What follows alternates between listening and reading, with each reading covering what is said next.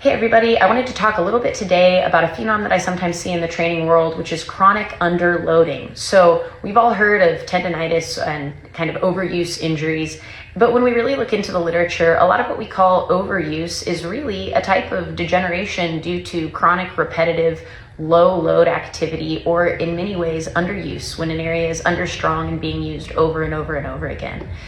When we engage in strength training, I think a lot of people think that heavy weightlifting is, somehow more dangerous than some of these kind of overuse conditions. And really, when we look per 1,000 hours of practice, Olympic weightlifting has about 2 to 3 injuries per 1,000 hours, powerlifting 1 to 4.4 per 1,000 hours. So these activities, you have to train for a really long time to accumulate 1,000 hours of practice.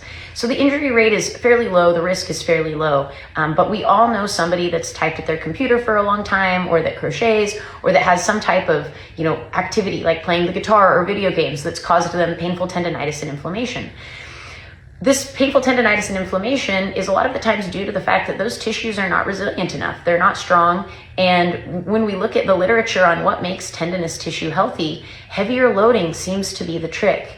So what I would encourage you to do is to kind of look at your training and look at any areas where maybe you've been afraid to push the gas. And I'm not saying over push it, of course. This is not medical advice. Do things at your own risk. But chronic underloading is just as dangerous. We can run ourselves into tendonitis. So if we're going to the gym and we're doing really lightweight work, think like RPE 7 over and over and over again, we're probably not training hard enough to make ourselves better. And we're, rather than avoiding injury or risk through heavier loading, we're actually probably driving ourselves to be more likely to develop tendonitis or kind of chronic inflammation conditions.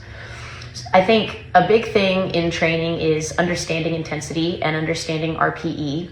And if you don't really know what an RPE 10 is, you don't really know what an RPE 7, 8, or 9, for example, is. And so I think nobody that's done a set that's, been incredibly hard, where there's absolutely nothing left in the tank, where your veins are popping and you're pushing as hard as you can, and there's just not a single one left. If you've never pushed yourself to that point, I don't think that you can really understand or have a quality relationship to some of these reps in reserve RPE types of training. So take a look at your training, see if there's anywhere where you're chronically underloading, and understand that that may be just as risky as lifting a little bit heavier. Let me know what you think. If you have any questions, drop them below.